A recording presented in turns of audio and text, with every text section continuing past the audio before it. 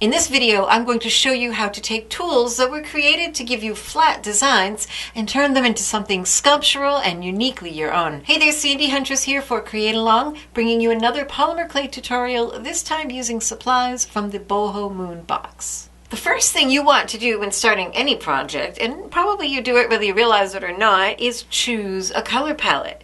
I really love this embellishment kit that came in the December box. I just dumped them all out of their little container into this dish and flipped over a whole bunch of them so I could see. I love all these jewel tones. I decided I like these chartreusey green ones, and I've decided I'm going to go with kind of a soft pink with the greens. So once you get that settled, you can start choosing some clay and some paint. I'm using two different shades of pink along with my green. This terra coral will be the silkscreen, and then the other one will be in my clay. I have here the Swirling Stars silkscreen that came in the December Boho Bloom box, and some pearl polymer clay. This was rolled out onto a 1.4. It's whatever thickness is going to work for the project that you're making. And I'm just going to take an acrylic roller and gently smooth that down. I adore this CreateAlong squeegee. It just makes silk screening so very easy. And here's a tip for you. You squirt out, let's see, where's the edge of my clay? Squirt out your paint.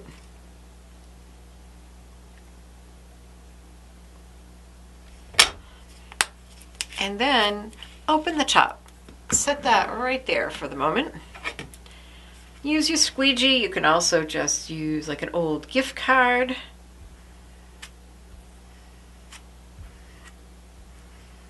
And now you've got all that extra paint on your squeegee. You can scrape it right back into the bottle, and you hardly use any on your project.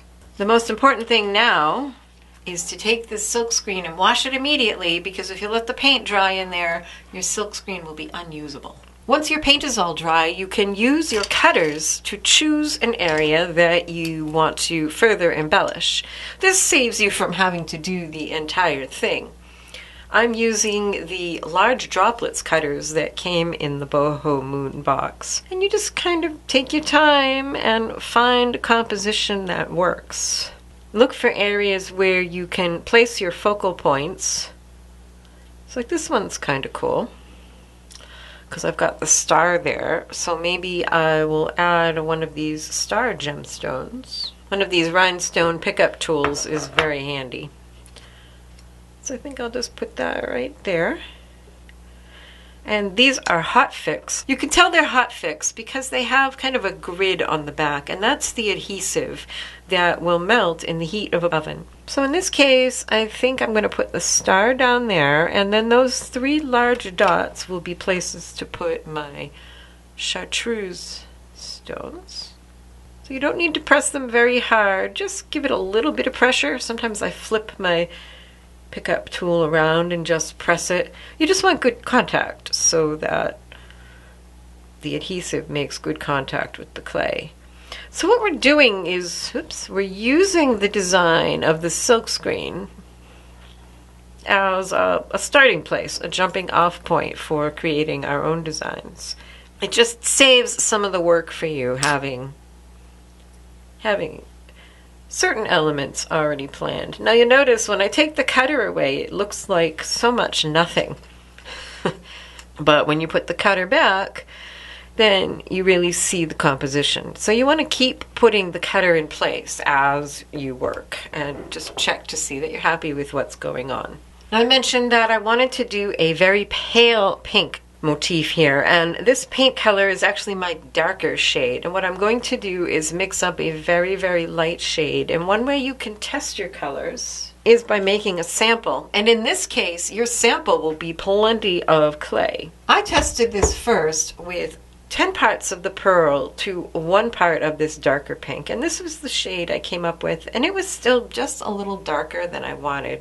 So this one is 20 parts pearl to 1 part of the pink. And the way you can do that without mixing a whole bunch of clay and do tests is I am going to just mix 5, so 3, 4. You just use a small cutter, any shape, it doesn't matter. Just make sure your sheets of clay are rolled out to the same thickness. So I have 5 squares of the pearl, and then I have 1 square of the pink that I cut into quarters. So a quarter of pink to 5 of pearl is a 1:20 ratio. And because you're mixing up teeny tiny amounts of clay, you can do this as many times as you want until you arrive at a color you're happy with. So I've got this really nice soft pink that I'm going to use. The next thing to do is roll a whole bunch of little rice-shaped bits of clay. These generally start out as 2 or 3 millimeter balls.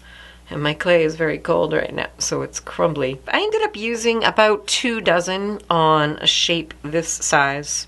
So you might want to start by rolling those. And one thing you can do is roll them ahead of time, but just roll them into balls because you want them to be warm when you work with them.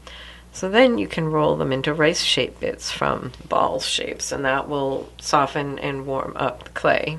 And when you roll these, try to keep them similar in size, but some will be larger and some will be smaller, and that's okay because you'll have uses for different ones. Then start looking at areas of your design that you can enhance with these little rice-shaped bits. I'm going to move that out of my way. Now if you want a little bit of a curve in these, you can just put it between your thumb and index finger and push.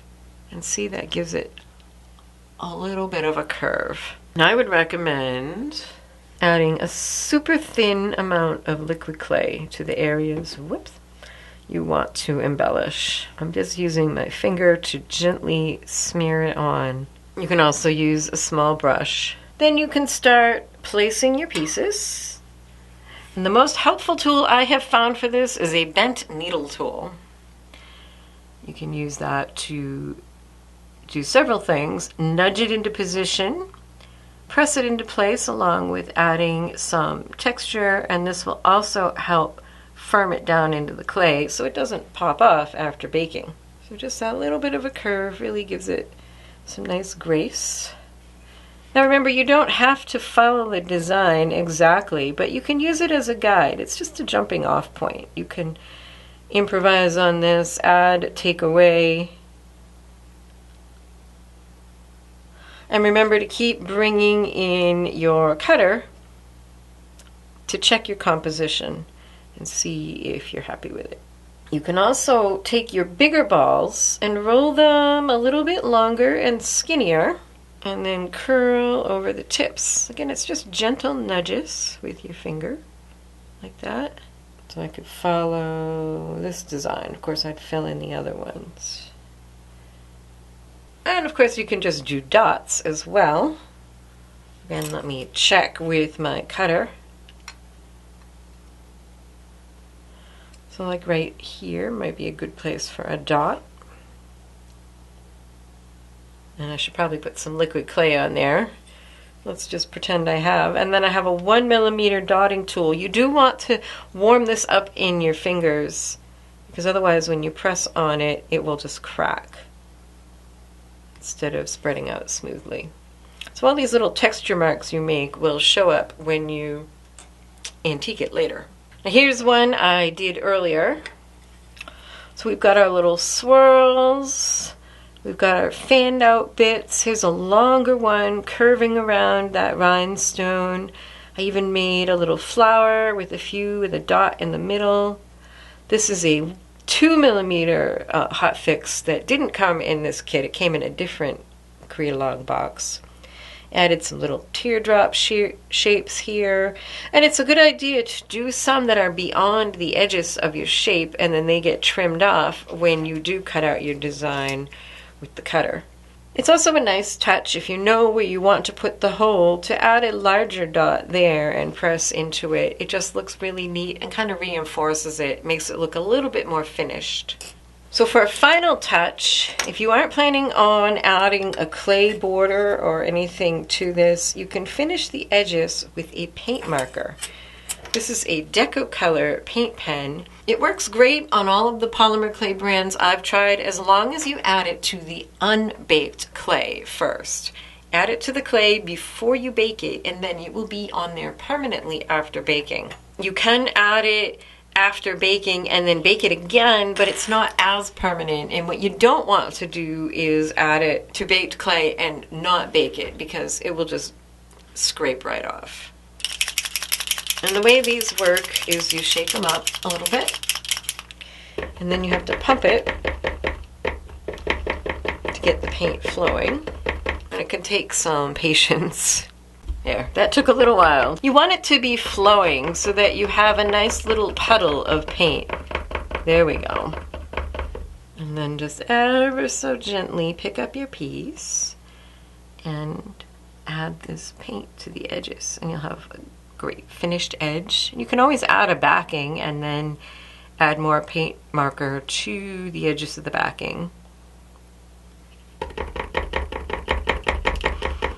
Yeah, the better you get it to flow, the better your edge will look.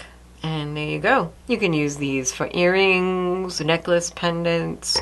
It's just a nice way of taking a design that's already been made for you and then gussying it up and making it your own.